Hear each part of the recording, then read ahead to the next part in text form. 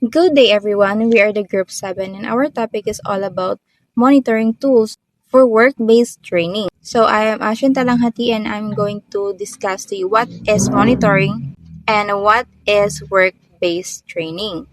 So, first is let me discuss what is work based training. So, when we say work based training, we are talking about hands on learning experiences like OJT, internships, or vocational training courses katulad sa TESDA. So what is monitoring? So monitoring is a routine and systematic assessment. So this means it is not a one-time exam at the end of the semester.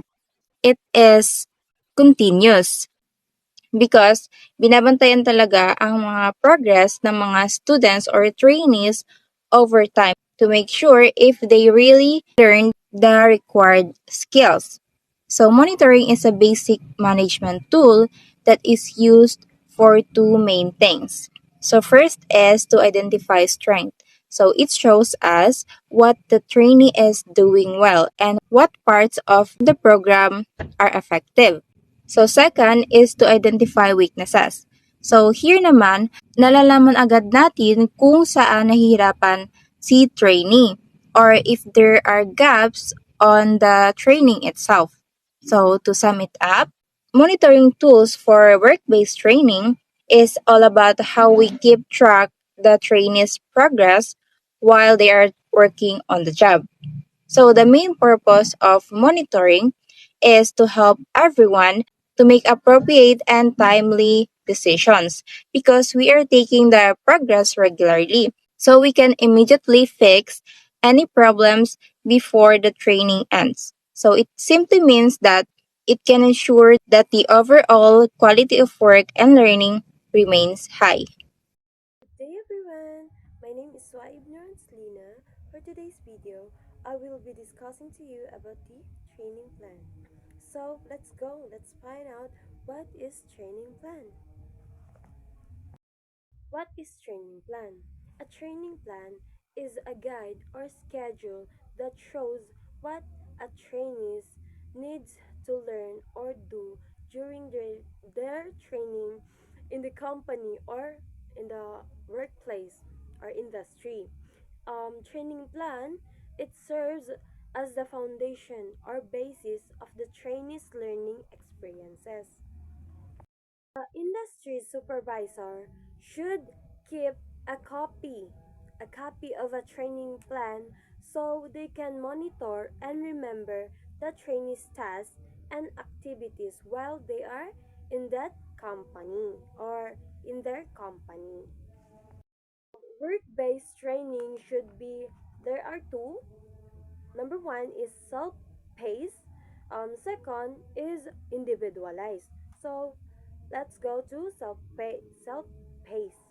Self-paced means training can learn at their own speed, while in the individualized is each trainee may have a different training plan depending on their skills and learning needs. That is individualized. This means that not all trainees will have the same activities because every person has different strengths and areas that need improvement. So, the training plan should always focus on the specific needs of each trainee to help them to improve and gain the right skills for the job or for the right job. So that's all. Thank you for listening. Once again, my name is Waibner Adslina, Group 7.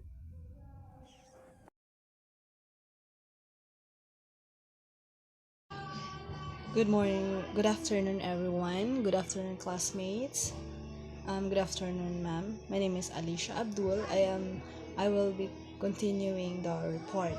So we will be tackled about the trainees record book, which is TRB. When we say about training record book, it is the objectives for the training record book is to record the achievements of the competencies that agreed within the training plan while in the industry, which means training record book, it is the compilation of the achievements or accomplishment of the trainees. All the documents must be have keep, because the record book, it is the important because it is the documents that must be kept by the trainees through the training in given to the trainer and the trainer or supervisor when requested for inspection to have entire update of the regular basis. So, kumbaga, yung record book, yun yung magiging basis ng isang trainee, lahat ng compilations ng mga kumbaga achievements niya while naga-training siya, or yun yung training plan niya. So lahat ng achievements or compilation, lahat nun dapat nakalagay doon sa isang record book. Or in case na parang mag-work ka sa isang industry, in case na parang kailangan ni supervisor na tanungin niya si trainer na kumbaga hihingiin niya yung isang record mo, at least may mapapakita ka kasi nakakip lang siya sa isang record. So, yun yung magiging basis ng isang trainer, kumbaga. So, in case na mag-inspect si supervisor, yun yung magiging regular basis ng isang trainer. So, this is a record of all training activities undergone by the individual trainee based on the training plan. So, yun nga, parang yun yung magiging lahat ng mga activities, lahat ng mga natapos mong training, so lahat nun naka-compile siya. So, kumbaga, that the TRV should contain the activities and the training plan each trainee should keep in his own. So nga, yun nga, parang lahat ng binigay ni trainer while nag-training ka, dapat kinikip ng isang trainee kasi yun yung magiging basis mo, or kumbaga yun yung lahat ng achievements or accomplishment mo maipapakita mo sa isang supervisor in case na magi-industry ka. So the TRB, it lets that supervisor affects his signature every day so that all the activities are monitored by the supervisor and the record in the TVR. So yun nga, parang it in case na parang lahat ng compilation mo kang kailangan ni supervisor na ipipirma yun, kasi hindi naman pwede pag pumasok ka sa isang industry na parang ganun na lang. So, kailangan pa rin ng mga signature ng isang supervisor. So, in case na parang lahat ng achievements mo or training plan mo, at least nakalagay doon, or in case na si supervisor mag-inspect siya, so, lahat na naka-record yun. So, mamomonitor ka ng isang supervisor. So, parang active ka sa isang companies or sa training na pinapasukan mo. So, that's all for my part. Thank you. Good day, everyone. My name is Sherma Arsid. I'm the next center of this group. So today we're going to discuss the examples of trainees record book. So here is the examples of trainees record book. The following document contains the following specific details such as name, qualifications, training duration, and trainer's name. Yung student ID is yung mga nakikita natin sa ID. It depends sa kung ano yung pinasukan natin. So, name natin, of course, its full name. And qualification is the specific course or technical skills for being trained. Training duration is from morning ba or afternoon, like 8 a.m. to 12 p.m. Ganon. And the trainer's name is, of course, yun yung name ng nag-facilitate sa atin. So what is the purpose of the trainee's record book? A trainee's record book is often in technical vocational education, internship, and dual training system like mga under sa TESDA. It also serves as several key purpose like official logging. It means ang official logging is parang formal record or logbook ng student habang nasa training or internship. Dito sinusulat yung mga ni-record like ang ginawa nila, yung ginawa nilang task or trabaho, skills or competence na natutunan nila, ganon. Kung ano, kung ilan pala ang hours na natapos nila sa training. And in short, para itong parang proof or documentation na talaga nag-train sila, nag-training sila at nag-learn sa practical skills. Next is progress tracking. It means ang progress tracking is parang minomonitor ng trainer at schools kung may na-learn ba ang students na sa kanyang training. Okay? Makikita rito if nasusunod ba ng student ang required lesson or standards ng curriculum. Kung may na-learn ba siya sa important practical or hands-on skills. May ginawa at may nagawa ba siya or natapos ba niya ang task ng maayos. In short, chine-check nila kung tama ba or enough ang learning progress ng student habang nagte-training. So last is the proof of competency. It means ang proof of competency is ito yung nagsisilbing evidence na ang trainee o student is tapos na ang required training hours and learning specific jobs or tasks in the workplace. Pag napirmahan na ng supervisor or trainer, it means complete na ang required hours ng trainee. He or she complete the assigned task as well. If may enough ba siyang skills or competency sa work or training. In short, ito ang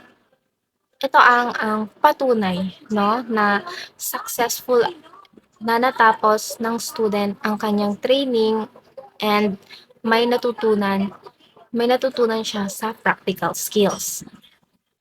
So that's all for my topic. Thank you for watching and listening. Good day everyone, my name is Hanan Asta. I am from the BTBT GFT3B. Together with me, Miss Kia Hart Elimia. No? So today I will be discuss the trainees progress sheet and the trainees progress monitoring tools. No? So first let us define what is the trainees progress sheet. Progress chart can be for an individual or for the group of trainees. For the individual trainees, use the trainees progress sheet. And for the class, basically we can use the class progress chart. So, kailan natin to siya ginagamit, no? Kailan natin ginagamit ang trainees progress sheet. So, itong ano na to is basically itong trainees program sheet is this is the monitoring tools no used to track the performance and accomplishment of the trainees during the training. So meaning to say po, during the training no meron tayong na monitoring tools. So dapat daw is meron tayong tinatawag na trainees progress sheet. So when you say trainees no ito is ano siya, trainees. For example, each trainee should have the monitoring tools. Meaning to say this is like what we call this one criteria, no? This is the criteria as well. Wherein doon naka-indicate yung mga tasks na i-demonstrate mo or need mong malaman during the training. So, as a trainer, no? As a trainers, kailangan mo mag-provide ng training progress sheet, no? Para what we call this one, ma-assist mo yung performance ng mga trainees, no? Yan, at the same time, no, kailangan din natin mag-provide ng trainees progress sheet para din malaman ng mga trainees kung saan sila what we call this one, hindi bihasa during the training process. At the same time, kung if you use the progress sheet, no, malalaman nila kung saan sila what we call this one, yung mahina sila doon. So, pwede pa natin yun siya ma-enhance through the training progress sheet, no? Kasi doon is na-identify nila yung performance ng free performance ng mga trainees, no? Then, the second bullet, no, the class progress chart is more appropriate to use in workshop, wherein all trainees train this is the record and monitor of the learning outcomes accomplished by the trainees. So, kanina is pag individual daw, ibig sabihin, pag individual natin ina-assess yung ating trainees, no, as a trainer, you have to provide the trainees progress sheet. Meaning to say, these monitoring tools is individual natin sila ina-assess. So, in other terms, no, meron din, what we call this one, another na tinatawag nating class progress chart. Meaning to say, this is all trainees. So, basically daw, ito nagaganap siya sa workshop, no? Let's say, for example, sa workshop, magbibigay ka sa kanila ng task doon, then, what we call this one, doon sa workshop na yon, let's say, for example, magte-take sila ng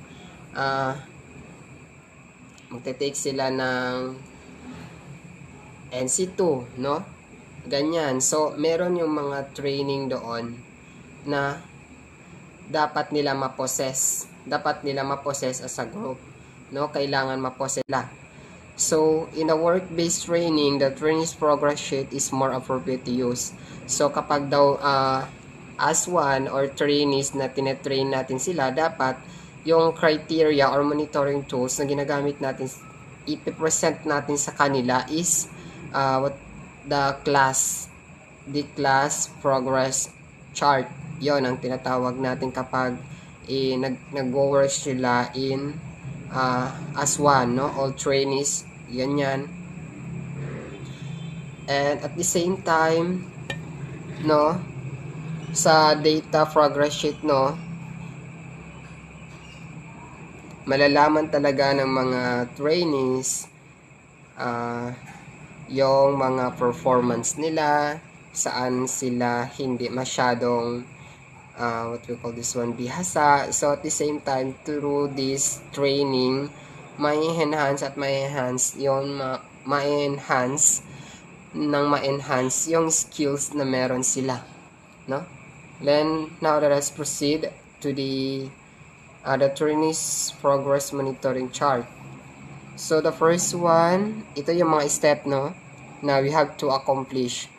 The step 1 is form the training plan, identify the training activities per unit of competency of the learning module. So ito, no, naalala ko during our assessment, no, before yung what we call this one, before mag-i-start yung assessment namin, nagbibigay si assessor ng ng training monitoring chart, which is naka-indicate doon yung mga naka-indicate doon, no, naka-indicate lahat doon yung mga unit of competency na kailangan namin ma-possess during the assessment, no?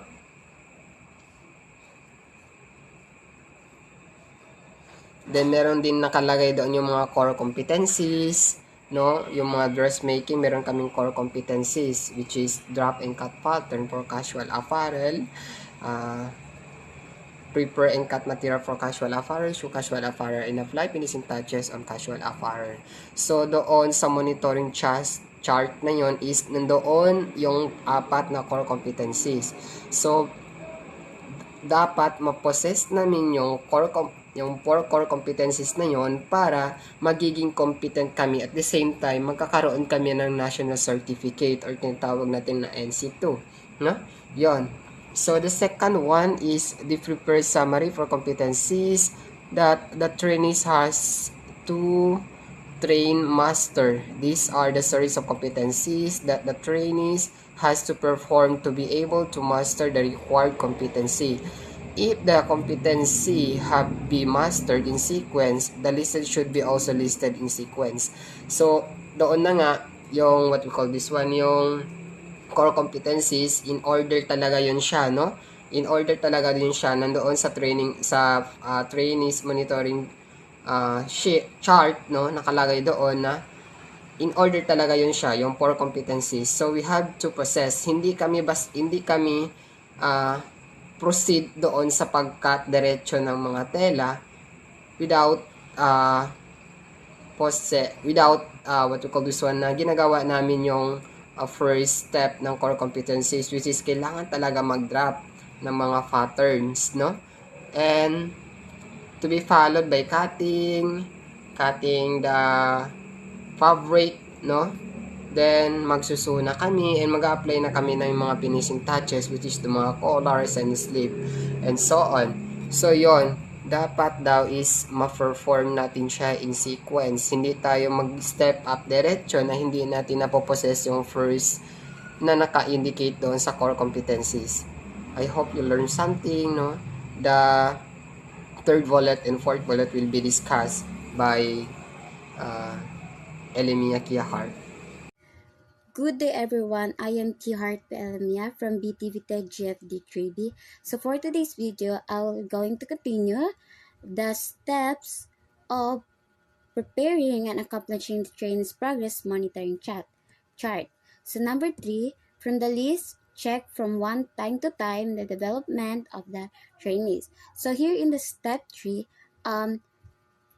from the list, check from time to time the development of trainees. Dito naman is minomonitor natin yung progress ng trainee. Regular natin chine-check kung natutunan ba nila ng maayos yung competencies. Example, pwede tayong gumamit ng observation, quizzes, performance stats, or practical demonstrations. Kapag may nahihirapan, pwede natin silang bigyan ng additional guidance or practice. So for the next step is, indicate the nominal duration for each unit of competency learning outcome. Indicate also the date when the training started and when it finished per day. So dito, sa last step is nilalagay natin kung gaano katagal dapat matapos ang bawat competency, pati yung start and end date ng training. For example, computer assembly 2 days or OS installation 1 day. Then ilalagay din yung kailan nagsimula at kailan natapos yung activity. Importante ito siya para ma-organize yung monitoring at makita kung on schedule ba yung training. So, that's all for the steps in preparing and accomplishing the trainee's progress monitoring chart. So overall, the trainee's progress monitoring chart helps trainees monitor the learning progress of trainees, check their competencies, and ensure na naabot nila ang required skills and learning outcomes. So that's all for our part. Thank you everyone. Good day everyone, my name is Wajada Etsuab. I'm from Mitibita GFT3B. So, this topic show a sample trainees progress, monitoring chart, and class progress chart. And also called trainees progress sheet. It used to record or monitoring trainees learning process during training program or skills development activities. For example, monitoring trainees training progress monitoring chart, the name of training, trainers, and then the qualification. For example, desk making or mechanic or desk making in situ. So and then the trainer, the name of trainer, for example, Miss Santos. And then duration, ilan hours ba talaga lahat na all na talaga yung hours nila, for example 280 hours. And then so in this chart is help the trainees and schools trainees performance evaluate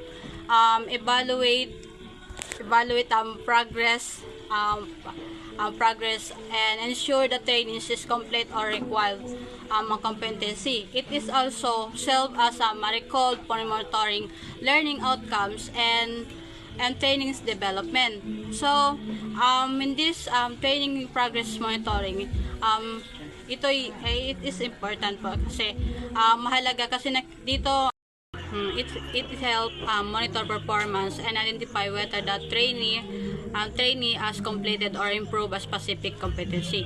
So that's all. Thank you. Good day everyone, I am Ms. Bakay Talang. I am the last presenter. I will be continuing the report of Ms. Arcid. I will discuss the C-sample trainee progress monitoring chart class. So, when you say trainee is a progress sheet monitor a individual skills mastery during technical training, while the class progress chart tracks the overall status of an entire batch. So as you can see, we have name, qualification, trainer, and name dominant. Here's the name is you write your name, and qualification, let's say for example dressmaking NC2, and dito naman sa trainer you write the name of your trainer, and here's the dominant, you write, let's say for example 279 hours. And also we have unit competency, training activity, training duration, date started and date finish, rating, trainer initial, and the last is supervisor initial. Here's a unit competency, specific skill sets required by the training regulation, set required by the training, let's say for example performing basic layouts and operating machine. The next is training activity, the specific task or job sheet assigned by the competency-based learning materials. And the third is training duration. It indicates if the trainer is deemed competent or not yet competent. And the next is date started. When you say date started, next is date started. So dito sa date started is kung isusulat mo dito is kung kailan ka magsisimula. And also the date finish, kung kailan ka matatapos. And next is rating. Both the trainer and the trainer supervisor sign off on competent activities to ensure mutual agreement on the acquired skills. Next is trainer initial, and the last is supervisor initial.